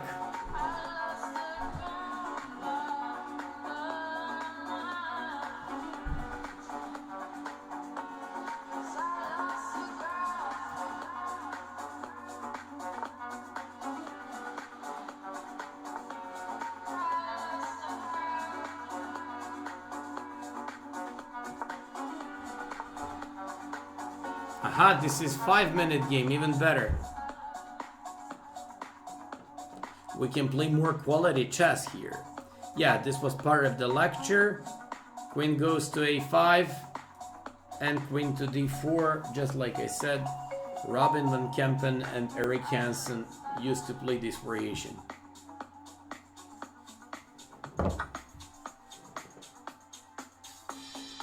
And we had this during the lecture. I just meant, oh, once again I slipped the piece. So guys, I kindly ask you, if I slip my piece, I'll ask you to take back the move because I have a lot of problems with my mouse.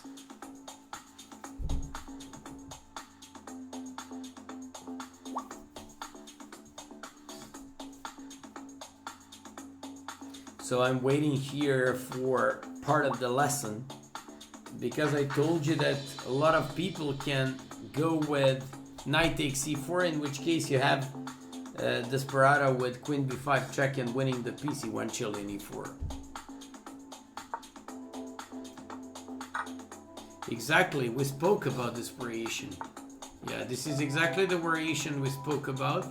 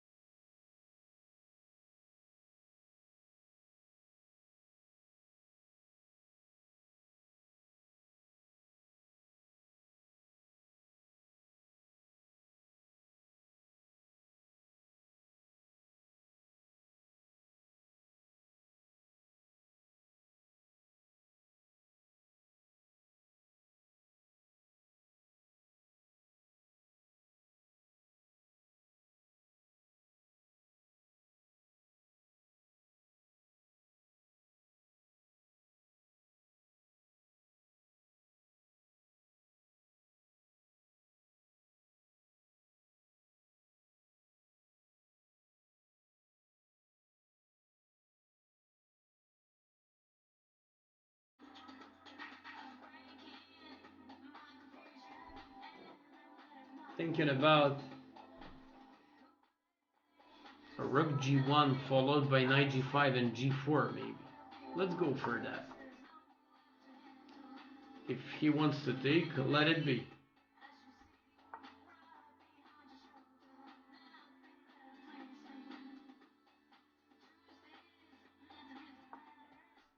Let's go for it. Now my pawn on g2 is not hanging. By the way, you really play nice chess tonight.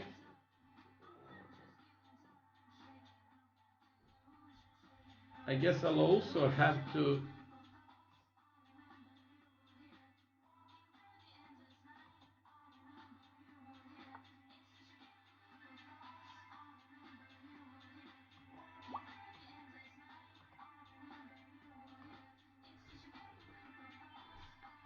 Knight c7, g4.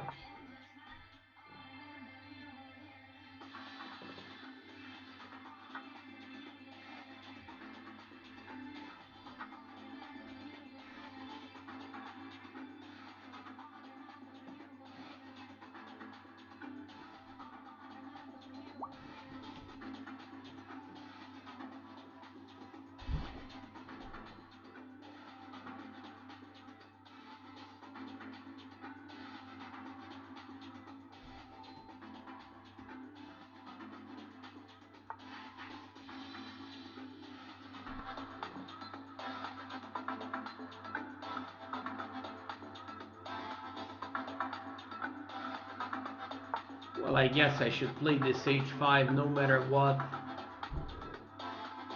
I'll be honest with you, I don't see anything that concrete, but simply intuitively I want to go for this one.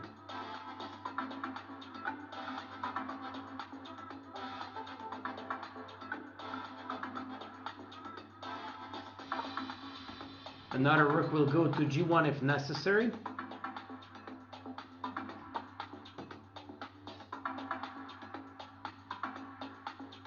But yeah, guys, you play way above your skills. This is nice. Actually, your ratings, to be honest.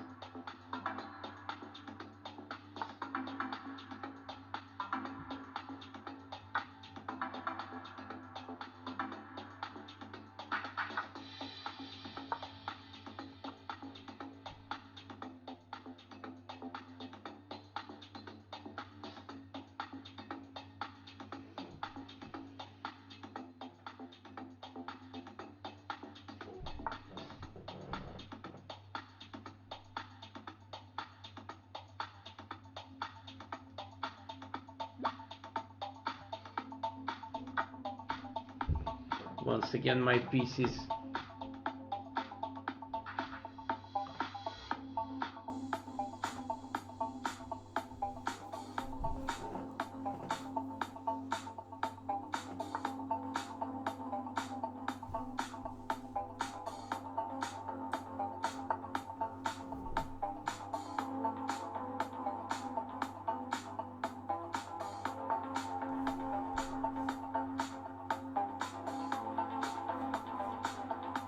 Well, I guess I can be satisfied whether I take there or not, but I'm just gonna move it here because knight e6 cannot be avoided here no matter what.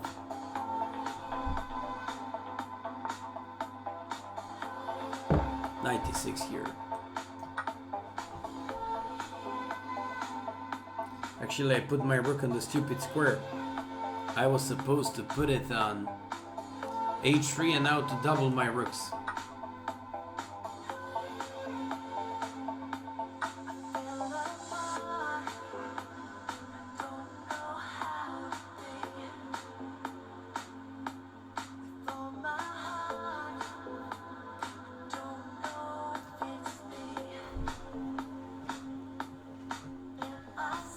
Ubitsa Maya, see you in New York. Yeah, I'm coming there. Today's 27th. I'm coming to Chicago on 28th of May. I'll be in Vegas on 24th to 26th. And after that, I'll be in New York from 1st of June until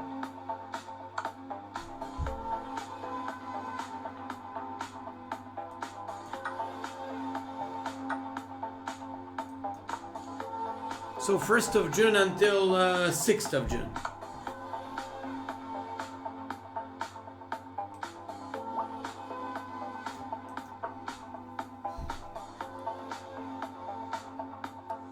I'm not happy. I'm not happy. I'm not performing well. My positions are not looking good.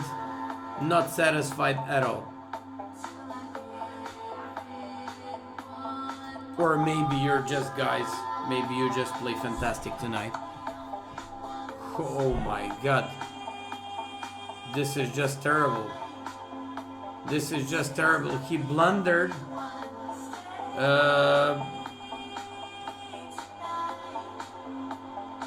Yeah, okay. So next game. I wasn't, and you know what? Objectively speaking, I'm not impressive at all. I started my, let's just say, the second part of the stream with loss. Afterwards, I can hardly recover.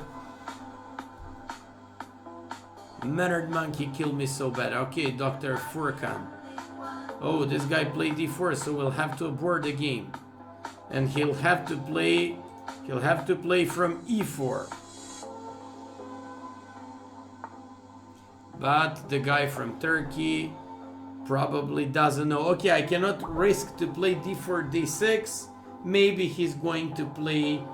Maybe he's going to play some, I don't know, Indian system, and I don't want to play that. Okay. Probably this guy wasn't listening to us, and maybe he didn't watch the lecture. By the way, next players are Kashish 42, Michael 53, so let's go.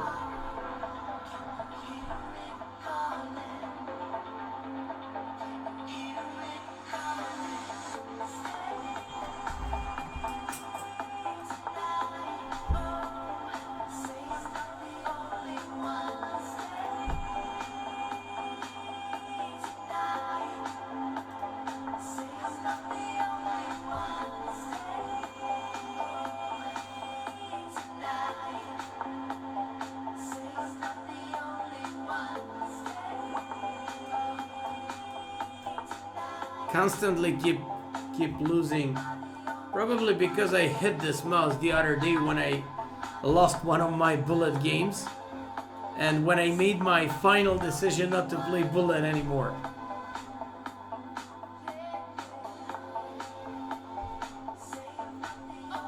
Queen d4, yes, I'll go with castles. This guy was watching the lesson very carefully. Yeah, now my mouse is dying. Used to be a good one.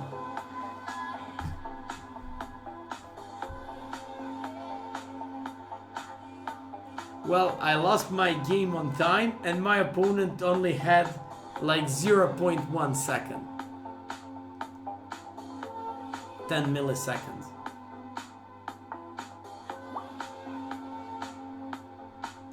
Well, I guess this one should work now.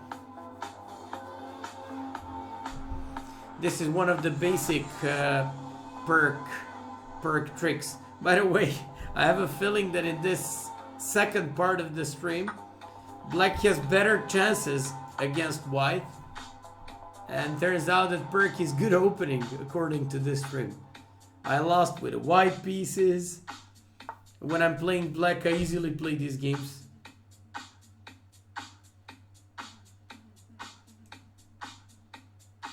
I don't care about this pawn, so I just put it back to, if queen e7, queen c5.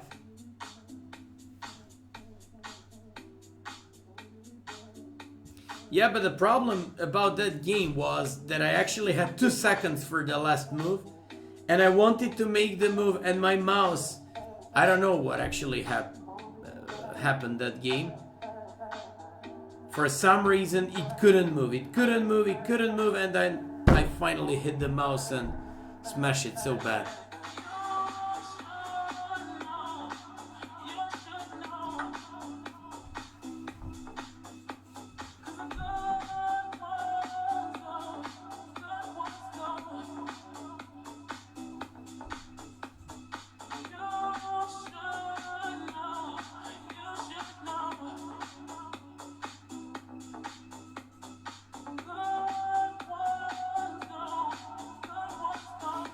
I'll have to tell that to general manager of the chessbrah team. I need a good mouse, man.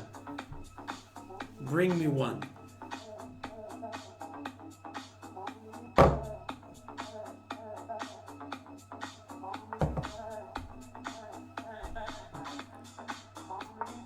Let's go for some development. This guy from Germany is also playing great chess.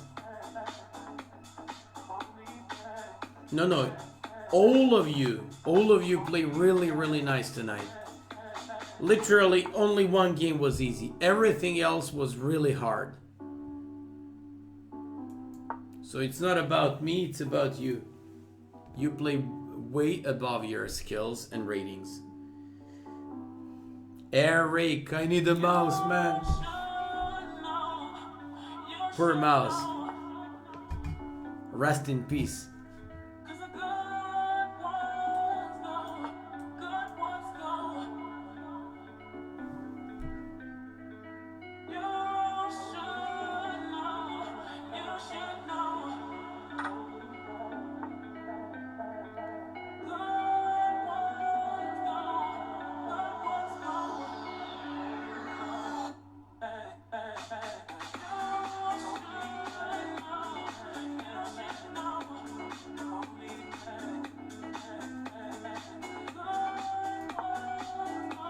Let's go for this one, waiting for him to take on f7 and eventually to come up with this cover check on b5. But he's not gonna fall for that one. Well, judging by this game's perk is the best opening.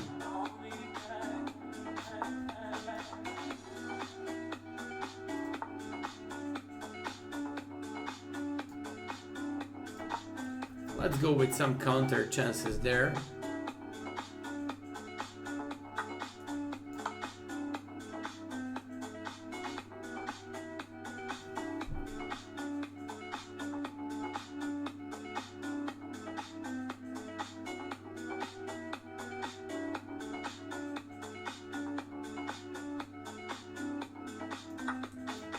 And by the way, in a normal game, you should never give up a dragon bishop like this, but okay.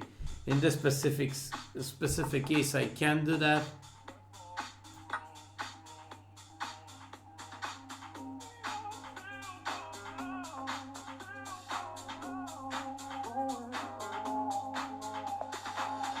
Okay, thank you for the game. So, let me see who's next. You don't have to challenge me anymore. I got more than 20-30 challenges. Michael or Michelle, 53. Then Lillian King, not Lion. Dark AC Chess. Dragons 007, so we've got a James Bond here painting their game. Okay, and Halvard is there. That guy wants my blood. Sooner or later he's gonna get it. Okay, so let's go. Michael or Michelle? Aha, since you're from Britain, you're probably Michael.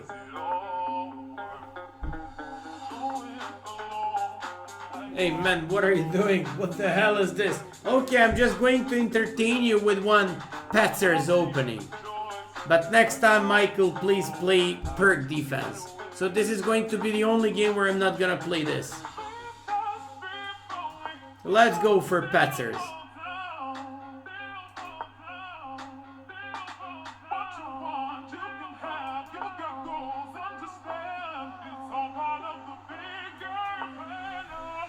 This is what I played against Sergei Karyakin the other day. And it worked well. Ooh, looks like a Petzer's working really good.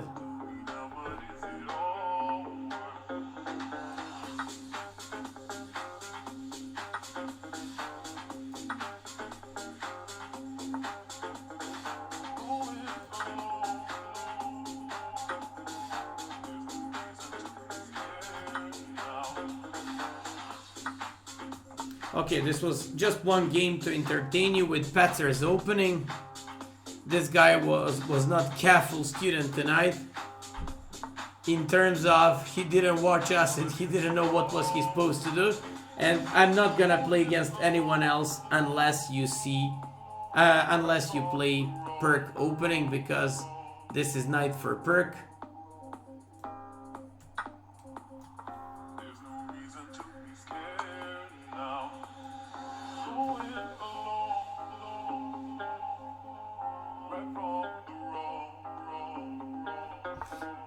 By the way, I need a little bit more exciting music. My grandma would be very happy with this one.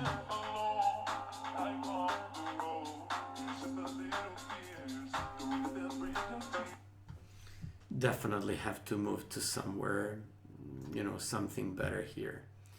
So let's go there.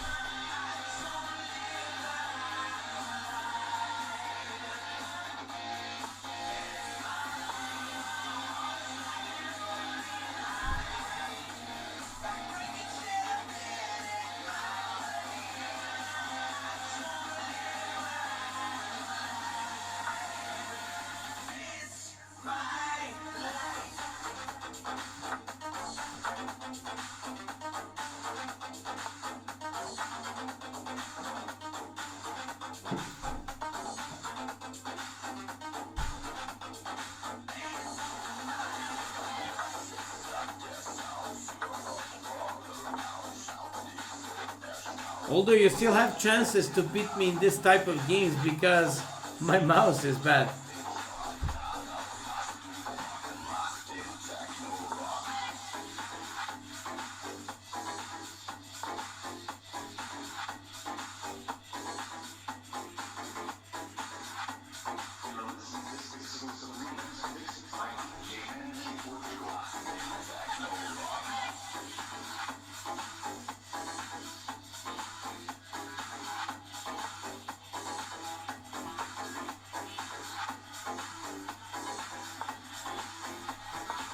Okay, so this is the only game we played against non-perk variation.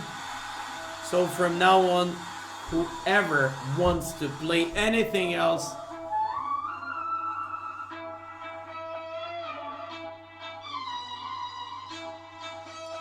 we've got some Oriental party here. Okay. Lion King or actually Lillian King. But no, cannot accept this game. Dark AC Chess. Let's go, master. That's the guy who crushed me the other day.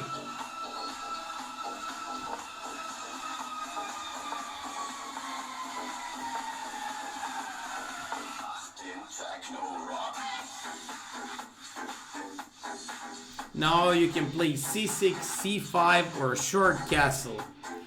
You go for that, okay?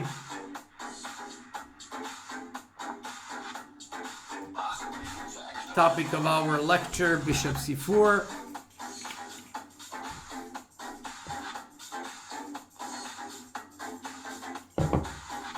No more in the bottle. Okay, f takes c5, I guess.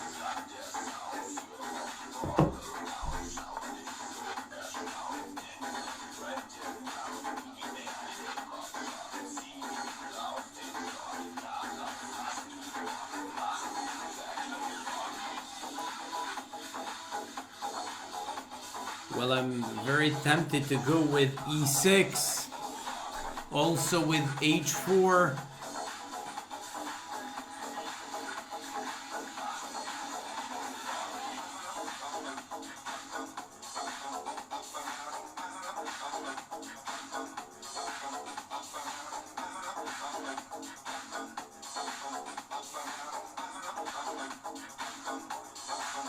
Yeah, I'm very confused.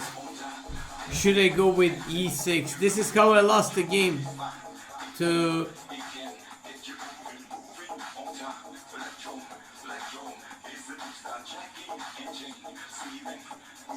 Let's go with this move. Let's go with this move. Because I want to solidify my structure with c3.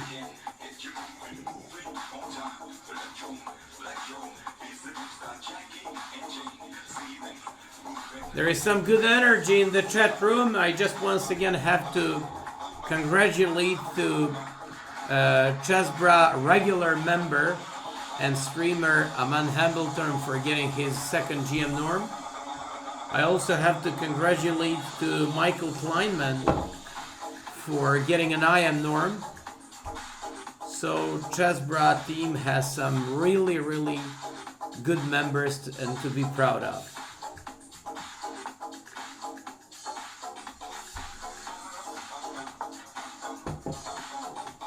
Black Albino, he likes the music right now.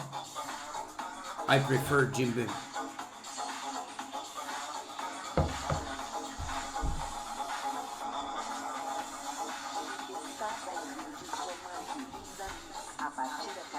This is what I spoke about in the lesson, that you have to watch out on the weaknesses of the dark squares, because that could be a big problem of yours in some of these positions.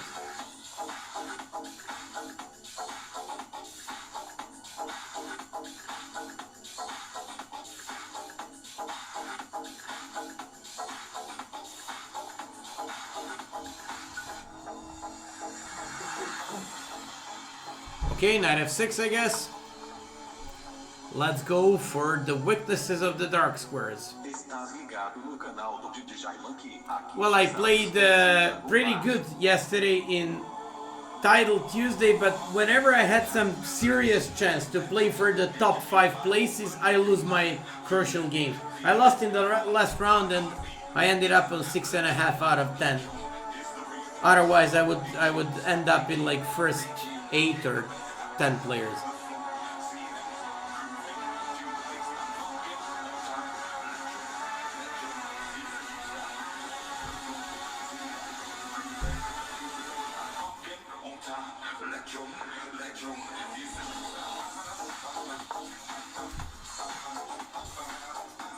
This is typical attack against the bad perk. So Dark AC just went for... Okay, but I like the 94 move.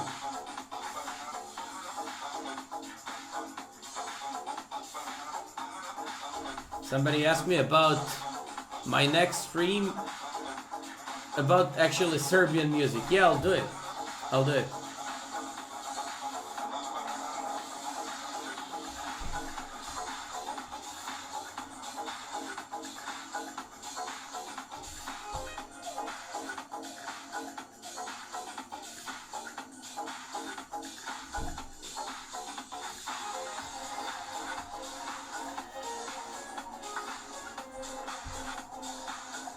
First check.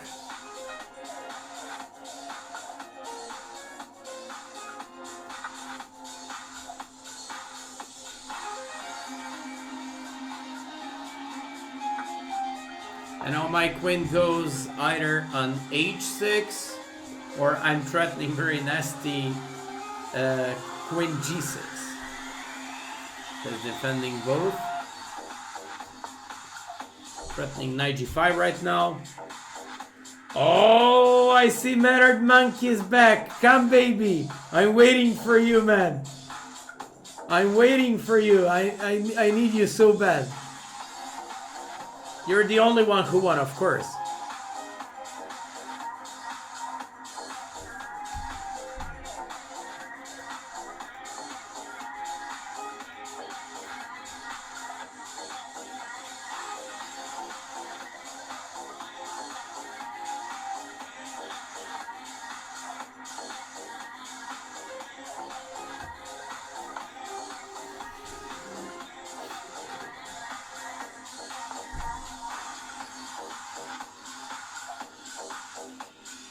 Where did I give that stupid check?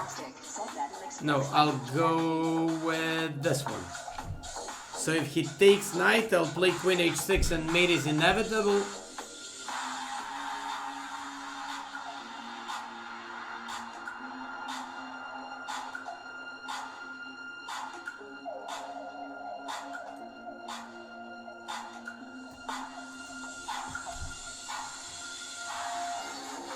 By the way, don't forget, Dark AC Chess is the first guy who ever beat me in 3-minute games in my streams.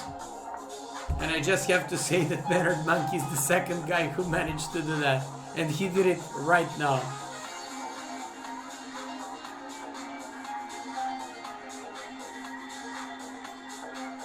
Knight f5 is coming.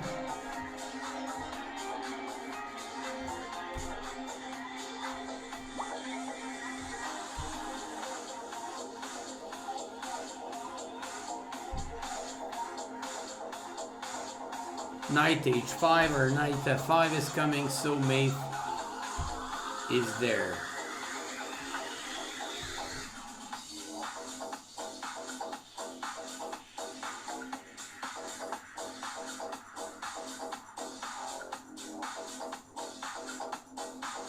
No, I don't believe you, man. You'll have to prove it. Okay, thank you. Let's go. Discovery. He was bragging around, so it's time to prove that. You have to play perk defense. No. You have to play perk defense. You're not supposed to play Karakan, man. Resign this game. Because you have to play perk. This is perk night.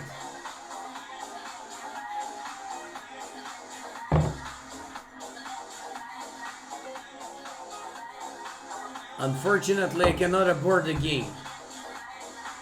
And you were supposed to be careful, so we're not gonna play this one. I'm waiting you to take some action, and now let's go. Yeah. Now I'm gonna play perk. Play e4, I'll play perk, and I'll give you even another game. So you have to play f4. You have to play Austrian attack. You have to play Austrian attack with f4. You're not listening to me, man. But okay, this is still 100. Okay, let's go for this one.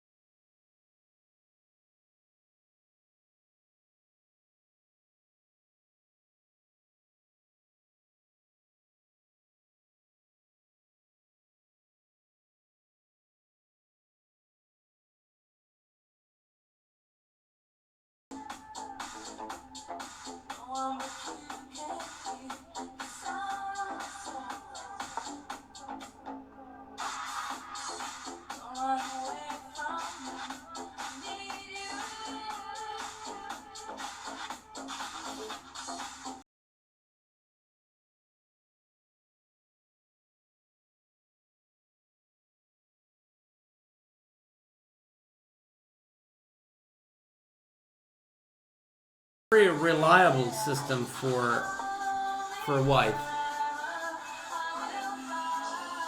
I remember Topalov Vitka's somebody, I'm not sure whom, in this system.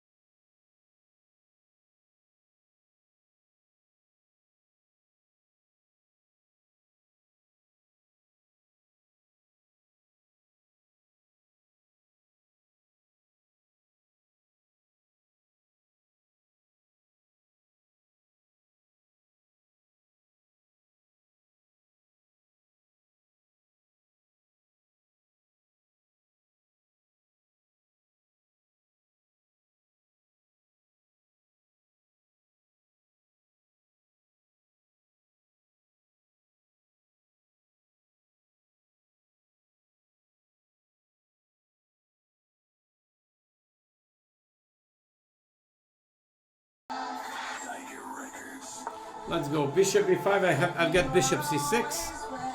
I think he's now a little bit overexposed in this position, although his position is not bad.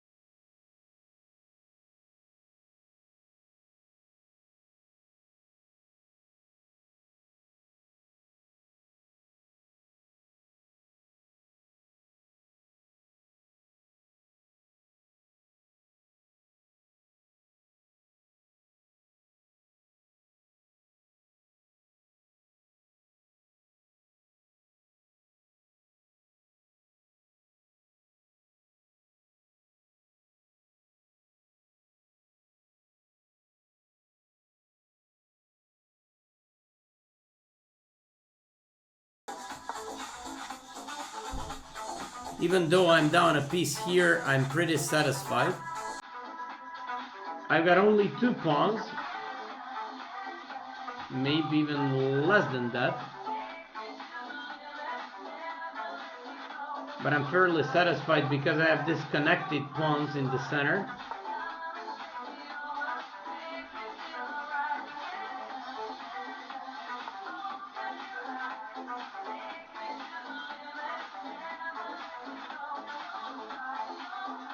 Am I going to lose second game tonight?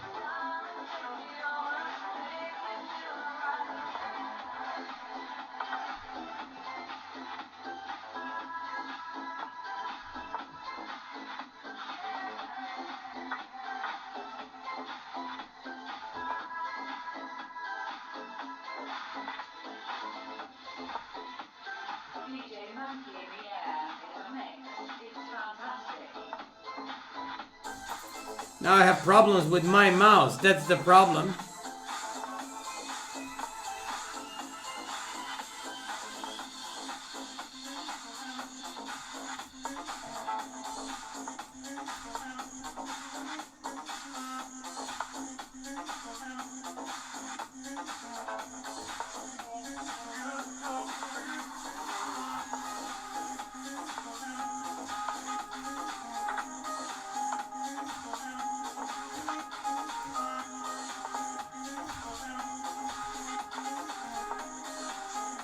No, I'm gonna lose all my games against good players tonight.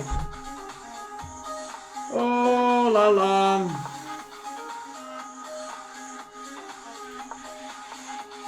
Congratulations. I give up. This is not my night. He's right. He's right. He managed to beat me. Just because he resigned one game without playing. But you have to play PIRC this one. Congratulations on this one.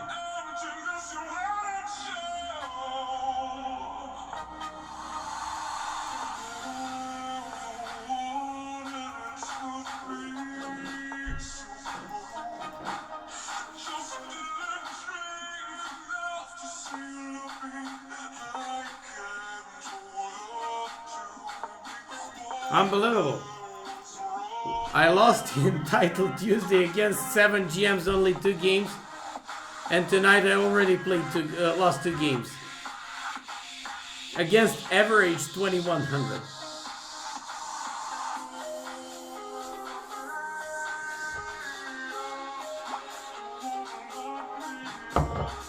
By the way, I give him another game because he resigned 1 game without even playing.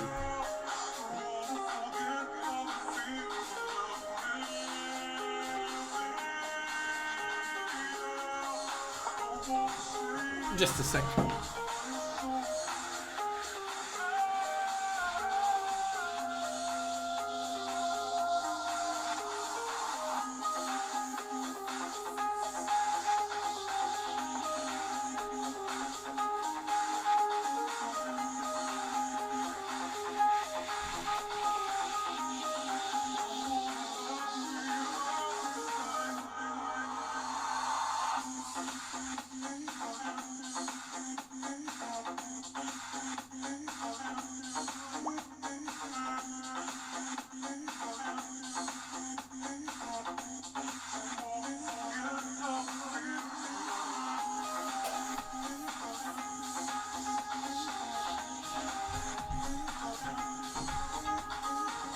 Let's go there. I need to refresh myself a little bit.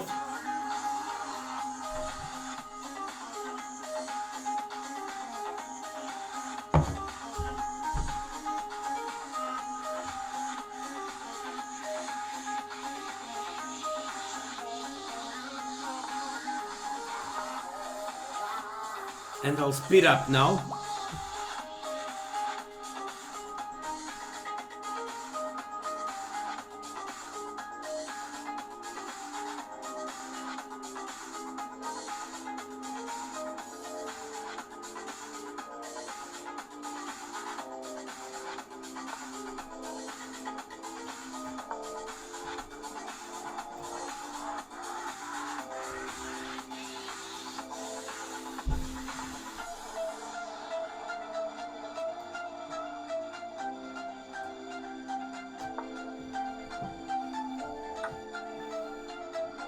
I could have played knight to h4.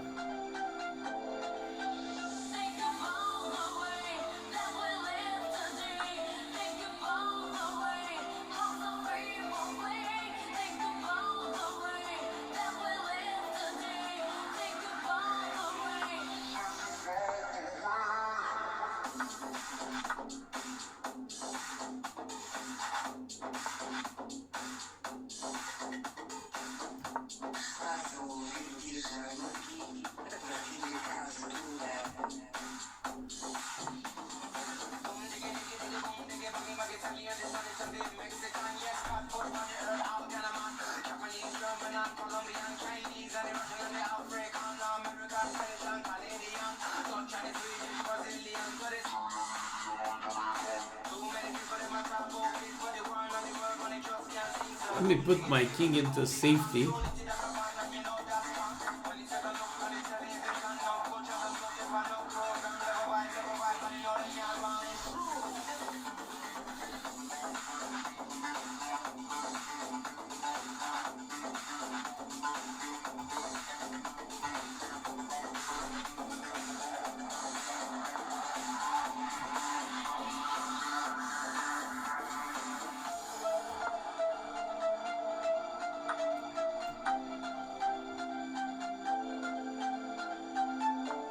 Oh my god. That's not the worst part. Actually, the worst part is that I cannot defend this one. Oh my god.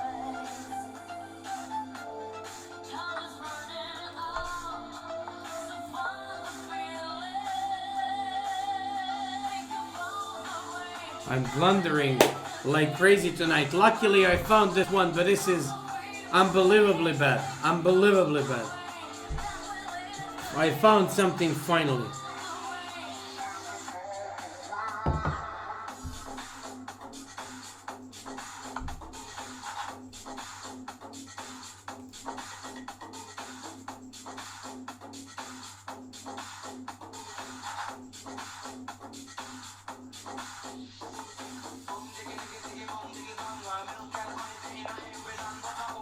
Okay, thank you so much and congratulations for beating me up.